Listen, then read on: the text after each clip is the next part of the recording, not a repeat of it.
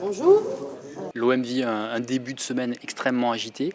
Pablo Longoria vient de présenter les 3 premières recrues de l'été, Samuel Gigot, Isaac Touré, ainsi que Chancel Mbemba, 3 défenseurs centraux qui vont venir ajouter de la concurrence, ajouter aussi de l'agressivité dans la défense prônée par Igor Tudor. Mais c'est pas tout, parce que l'OM l'avait promis, l'OM l'a fait, l'OM est en train d'accélérer très fort sur le mercato. 3 nouveaux joueurs vont débarquer dans les prochaines heures. Jonathan Klaus, l'international français du Racing Club de Lens, est attendu dès cet après-midi à Marseille, où il va passer la visite médicale avant de signer un contrat de 3 ans. Jonathan Klaus qui a fait beaucoup d'efforts pour venir à l'Olympique de Marseille.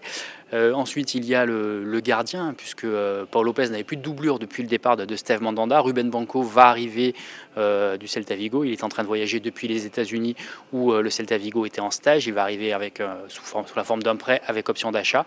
Et il y a également Luis Suarez, l'attaquant colombien de Grenade, qui est arrivé ce matin à Marseille, qui lui aussi va passer la visite médicale avant de signer un contrat de 5 ans pour l'attaquant colombien. Et ce n'est sans doute pas terminé, parce que Pablo Longoria l'a confirmé. Il va sans doute chercher encore au milieu de terrain et un piston gauche, qui est un poste extrêmement important dans le système d'Igor Tudor. La piste de Nuno Tavares est toujours d'actualité, même si le latéral gauche portugais se fait un peu désirer, n'a pas forcément envie de venir à l'Olympique de Marseille, pour l'instant du moins. Il va y avoir plusieurs départs encore à attendre du côté de l'Olympique de Marseille.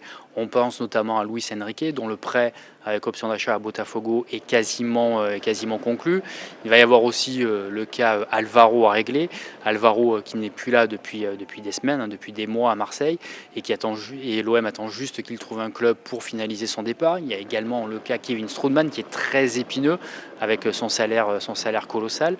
Il y a aussi surtout le cas Douye Caleta-Car, le défenseur croate de l'Olympique de Marseille, sur lequel Pablo Longoria et Igor Tudor ne comptent plus, pour la bonne et simple raison qu'il lui reste qu'une seule année de contrat et que l'OM n'a pas envie de le voir partir libre à l'issue de la saison. Donc l'OM s'active pour essayer de vendre au plus vite Douye Caleta-Car. Pour l'instant, c'est vrai que les premiers signaux envoyés lors de la préparation sont plutôt inquiétants, avec la défaite notamment contre Norwich.